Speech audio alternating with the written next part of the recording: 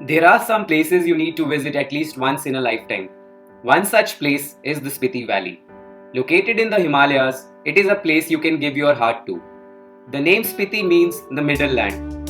The best time to visit Spiti is between April and September when the weather is pleasant and cool. There are two ways to reach Spiti from Delhi, one via Shimla and other via Manali. You should experience both if possible. Go one side via Shimla and the other side via Manali. You need around 6 to 7 days to cover Spiti. In this video, I am going to share a 7-day itinerary for Spiti, covering all important places to visit in Spiti. Do like this video and subscribe to my channel if you haven't yet. Leave from Delhi in the night and reach Shimla early morning on day 1. The first stop in Spiti would be Chitkul. Chitkul is around 600 kilometers from Delhi and around 240 kilometers from Shimla. On the way from Shimla to Chitkul, you can stop at Narkanda and have breakfast. There are many roadside dhabas there. The road to Chitkul is just wow. Satluj river flowing alongside the road adds to the experience. You will reach Chitkul in the evening. Chitkul has the cleanest air in India. It is also the last point in India one can travel to without a permit. The best way to experience Chitkul is to stay in tents alongside the river Baspa. Day 2 early morning, you should enjoy your tea and breakfast while enjoying the marvelous view in front of you. Splashing river, clouds so close that you feel you can touch them, mighty mountains. You can visit the Chitkul village where you have few prominent places like the 500-year-old famous wooden temple, the Mathi temple. Most of the houses in the village are made of wood. Before leaving Chitkul, you should enjoy a cup of tea with some snacks at the Akhri Dhaba. Post breakfast, you can leave for Nako, a place famous for its 11th century monastery and the Nako lake, which also offers boating. Nako is around 150 kilometers from Chitkul and it will take you around 4 hours to reach there. You can visit both the lake and the monastery in the evening. If you are lucky, you will also get to pluck some apples and apricots directly from the trees of the place you are staying. Day 3, you leave for another beautiful place known as Kaza. On the way, stop at the Gue Mummy Stupa, which is around 50 kilometers from Nako. The Gue Mummy is believed to be 500 years old. It belongs to Sangha Tenzin, a Buddhist monk who started the self-mummification process while still alive. You will find a lot of Indian Jawans patrolling around this area as the China border is around 10 kilometers from here. You should definitely speak to them if you got a chance. Post Gue, visit the Tabo Monastery around an hour away. It is one of the must-visit places in Spiti. It is the oldest continuously operating Buddhist enclave. The paintings here are well preserved and tell a lot about the culture and history of the Buddhists.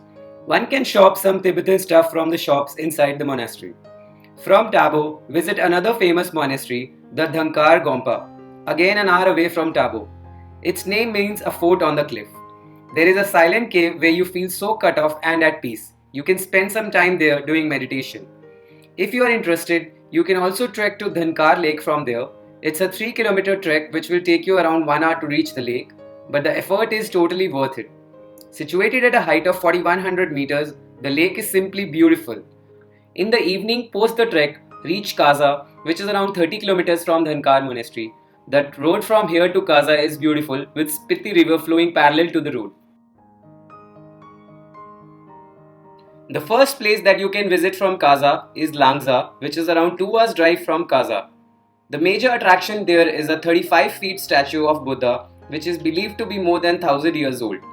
From Langza, visit Comic Village, the highest village connected with the motorable world. Due to its height, very few people live here. Your next stop would be Hikim, the place which boasts of the highest post office in the world. The post office connects this isolated region to the rest of the world. It also acts as a bank for the villagers to deposit money. You can post a letter to your loved ones or to yourself as a memento. In the afternoon, you can visit the Kaza market and shop and eat.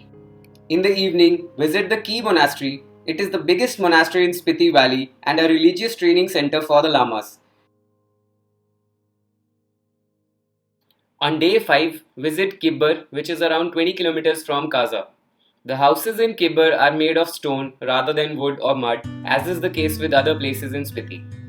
Kibber has a monastery and a wildlife sanctuary which you can visit if you have an extra day.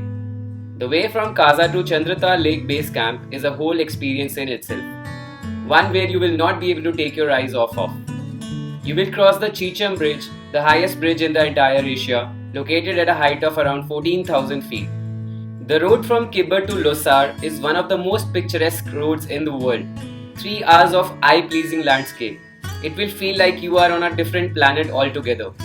You will also pass Kunzum Pass, located at half the height of Mount Everest. In the afternoon, reach the camping site for Chandratal Lake. From there, it's a 3-kilometer trek to reach the lake. The name Chandratal means Lake of the Moon, and it comes from its crescent shape. So gorgeous and so pure and clean. The color of the lake keeps on changing from red to blue to emerald green due to the reflection from the sun.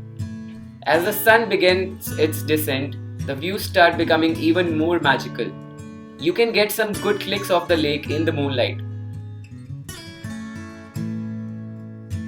Day 6. Time to bid adieu to Spiti and head back.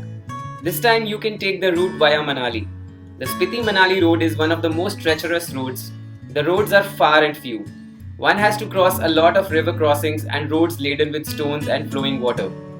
Beware especially of the Chota Dhara, Bada Dhara and the Pagal Nala. There can be some landslides as well on the way, and if so happens, you can expect to be stranded at a place for long.